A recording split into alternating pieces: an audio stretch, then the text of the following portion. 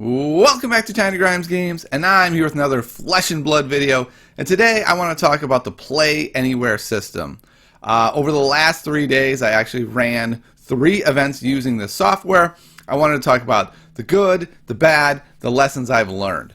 The bottom line is, though, that the Play Anywhere idea is totally amazing, especially during the pandemic.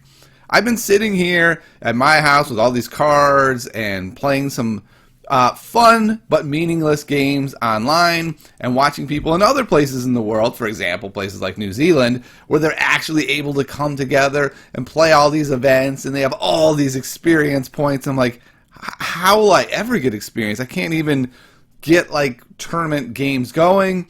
And then it just clicked one day. I was like, hey, winter break is coming up. Why don't I just take it upon myself? Yeah, I can't seem to find online events. Well, then I'll just run some myself. So what I started with is the Los Angeles meta has started meeting once a week. We use cams and physical cards, and we use the program Spell Table, and it's been working really well. And so I thought, why not tap into that? And we'll host like a small tournament over the weekend. And so we did. The Los Angeles Meta hosted a tournament. We had about half the people from LA. We augmented with some other people. We ended up with that awkward, awful 7. So someone had a bye each round. But it worked out really well. It was very manageable for me. I both ran the tournament and played in it. I had a great time. Everyone else did as well. So I thought, let's do this again the next day. It was a Monday with 0 notice, so I had very low expectations.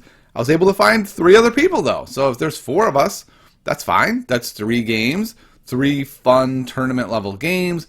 We had a great time. Everything went well. But for the next day, I decided to go bigger.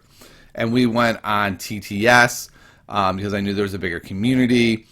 We got, at one point, there were like 19 people that wanted in. I really wanted a hard cap of 16 because 4 rounds seemed already like more than enough. 3 rounds seemed like the perfect number to me. But I decided so many people want in, I don't want to tell people they can't. But the issue quickly became like, it's hard with that many people to get communication to be done smoothly. When it was just 4 and 7, I could easily individually message everybody in between rounds, follow up with them, things like that.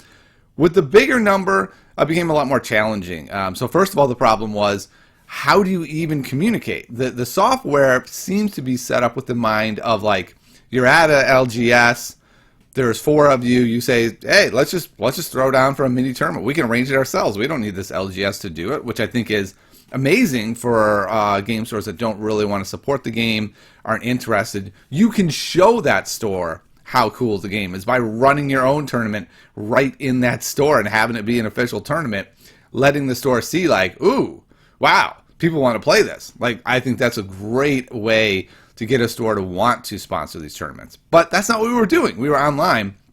So what I had to do was set up a Discord channel for the tournament. So now the problem, though, is there's both the Play Anywhere system and the Discord, which is only 2, but it did set up some problems where some people didn't even know about that. I had to end up kicking them from the tournament because there was just no way to communicate with them.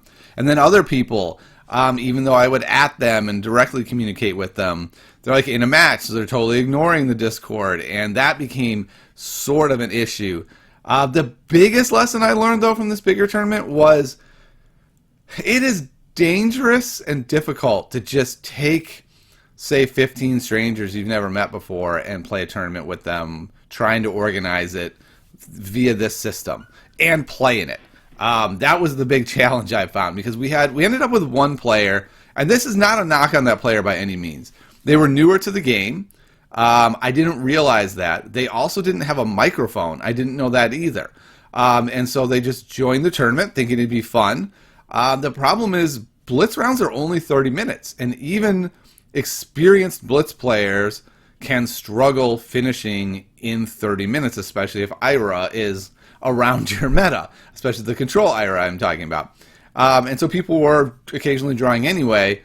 This player was not able to finish any games. And if I had been better at it, if I hadn't been playing in the tournament especially, I think it would have been easier for me to make a better decision earlier. The decision I went with was like, this is a low-key event.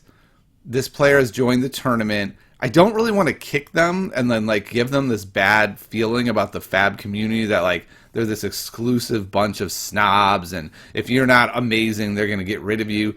So I aired the other way, but I think that was a mistake because this player wasn't able to come even close to finishing any of their rounds. Everyone who played against them was very frustrated because not only were they new, they didn't have access to a microphone, so they had to type out everything that took forever, and they weren't able to get anywhere.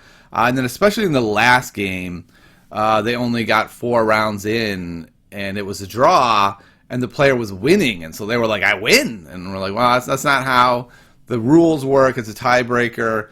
And you know, the fact that you took all the time is kind of an issue, and the person was like, no, I played super fast. So that's fine. I'm actually happy that if that player had a great experience, I'm happy about that, and maybe I made the right decision. But I think in the future, and the advice that I would give other people is that you need to have a certain threshold to be able to play in a tournament.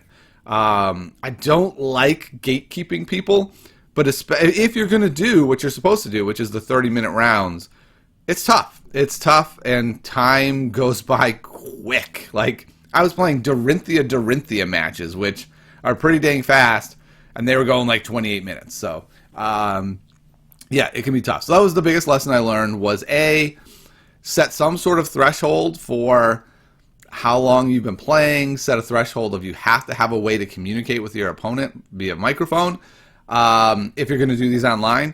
The other one is have as many people in the tournament that you know and trust as you can, because it'll make it easier on you to interact with the other people. The other piece of advice I would give is try to cap it at like 8. 3 rounds is a really quick thing. 8, if you're going to play in it, means there are only 3 tables going that you're not a part of.